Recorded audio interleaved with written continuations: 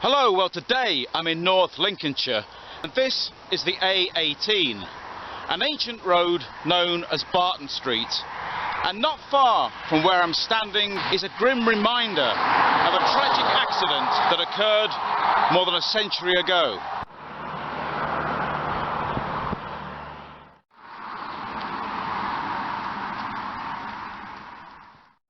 In the ditch by the side of this road can be found what resembles a gravestone. Now the bank's a bit slippy, but I want to get close enough to read it. The epitaph reads, "This stone marks the spot where George Nelson of Cadeby Hall was killed, January the 16th, 1885, aged 16 years. And right at the bottom it says, "In the midst of life we are in death." There is some speculation as to the manner in which the unfortunate young man was killed. Some say he was murdered, but that's quite untrue. On that fateful day in January 1885, George Nelson was returning to Cadeby Hall with a cartload of iron he had fetched from Ludborough Station, when something caused his horse to take fright and he was thrown into this ditch and trapped underneath the upturned cart, where he died of suffocation. Over the years, sightings have been recorded, often on the anniversary of the tragedy, of a horseman riding in the vicinity but vanishing when approached. A lorry driver claimed to have encountered the phantom on a rainy evening in 1980.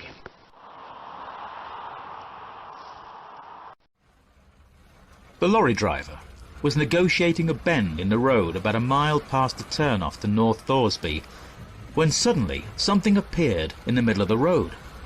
He braked abruptly, but the vehicle went into a skid, and he was helpless to avoid the imminent collision with what appeared to be a horse bearing a cloaked figure. The hapless driver braced himself for the sickening impact. The lorry ground to a halt, and the horse and rider appeared to have vanished beneath the cab of his vehicle. He leapt out, expecting a scene of carnage to greet his eyes, but he saw nothing. Fearing the worst, he fumbled for the torch he kept in his cab, looked under the lorry, and searched the grass verge. Finding nothing, he was about to check the other side of the road, when the beam from his torch fell upon what he took to be a gravestone. The man was back in his cab and on his way even before the curse he involuntarily uttered was dying on his lips. A few days later, when he told his story, a second lorry driver came forward and said he had had exactly the same experience about the same time of day and year. Now, as it says on the stone, the unfortunate George Nelson lived at Cadeby Hall. Now, Cadeby Hall has a reputation for being very haunted. It's just a few hundred yards from here, so I will show you the hall. However, it's a private residence, so I'll have to maintain a respectable distance, but fortunately, it's close to a public bridleway.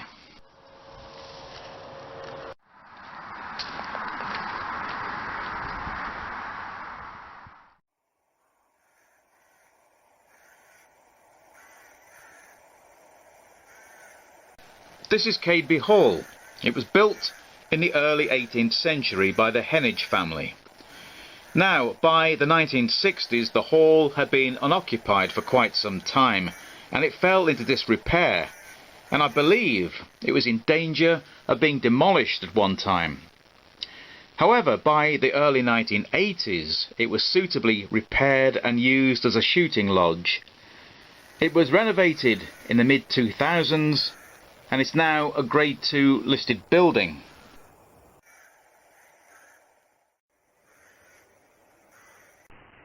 The hall was built on the site of a medieval nunnery, and the Convent Chapel still existed until about 1780. The chapel stood on the left-hand side entrance to the hall. There are said to be passages under the house believed to be relics of the medieval nunnery, where strange noises have been heard. The entrance to these passages were in the hillside to the south of Cadeby Hall. They have long since been bricked up. The entrance to the tunnels is said to be haunted by the hooded figure of a monk that follows people strolling the area known appropriately as Monk's Walk. The hall itself is haunted by the ghost of a beautiful woman dressed in blue. She appears in one of the front bedrooms on Christmas Eve. Another phenomenon is that all the doors of the house are found open in the morning, no matter how well they were secured the night before. And at one time, the occupants of the house were severely troubled by rats, and they made sure of locking all the doors last thing at night. The doors were fitted with strong brass locks, but they were almost always wide open the next morning.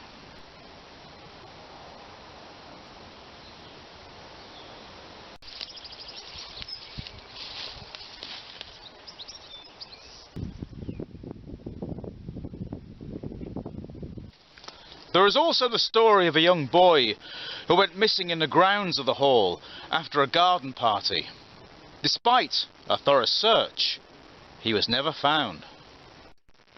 Some years later, workmen discovered the skeleton of the child in the hollow of a tree, and the bereaved mother put a curse of misfortune on Cadeby Hall. Cadeby Hall's most infamous ghost takes the form of a coach and horses, and is always heard to drive up to the house on a night when a member of the family of the owner dies. A former owner, Mr. Sowerby, claimed to have actually seen the ghost outside the door of the house on one occasion. It had apparently driven up the drive. It went on and disappeared into the bank on the far side. Mr. Sowerby described the coach as very old, probably one of the earliest coaches made, and of bare wood, unpainted, with a black-clad coachman sitting on the box in front.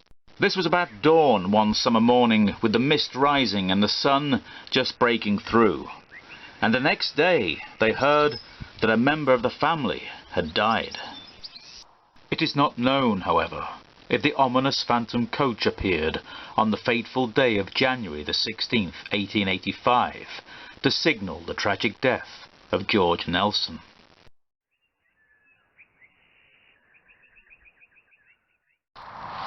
Well, if you've made it this far, thank you very much for joining me.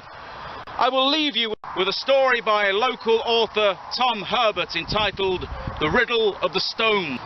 The author's true account of a meeting with the Phantom Horseman of Barton Street, published in the February 1992 edition of Lincolnshire Life magazine. The year was 1935.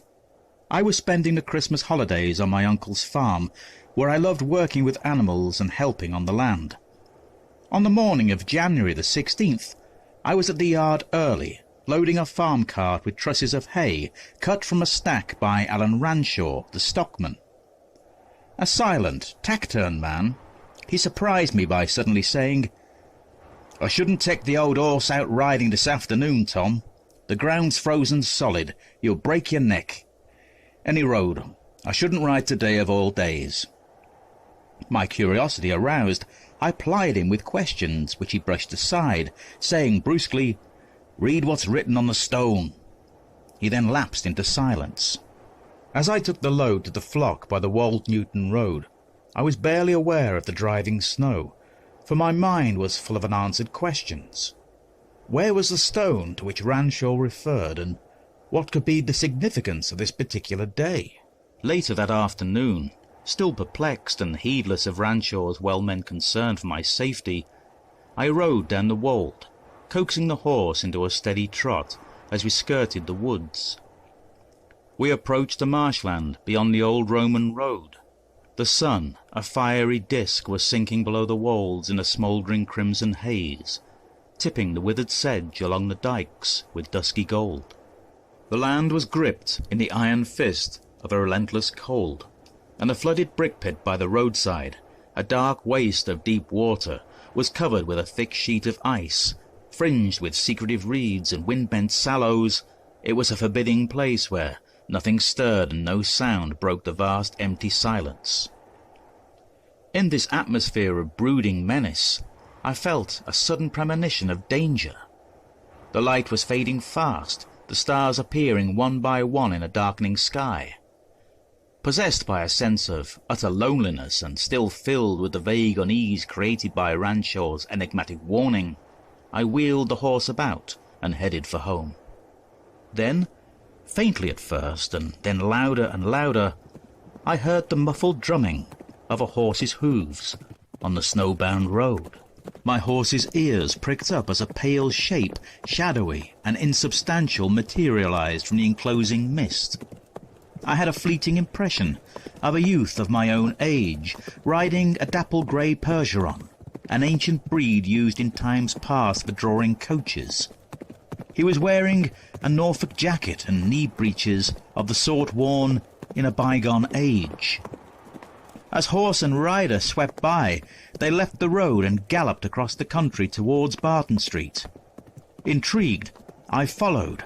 I knew that my horse, a working Suffolk, bred for endurance rather than speed, could never catch up. The baying of hounds and the forlorn note of a hunting horn seemed to come from far away, but of the horse and rider there was not a sign. When I reached the road, I dismounted to open a farm gate and caught sight of a dark shape by the grass verge. I was startled to find that it was a headstone. In the faint starlight, I read of a boy aged 16 years who had lost his life on January the 16th, 1885. Near the base, in letters worn by the ravages of time and weather, was engraved a philosophical truth. I stood in the stillness of the night, deeply moved but filled with understanding, as I read the words of solace which the boy's relatives must have accepted so bravely. They said simply, "In the midst of life, we are in death."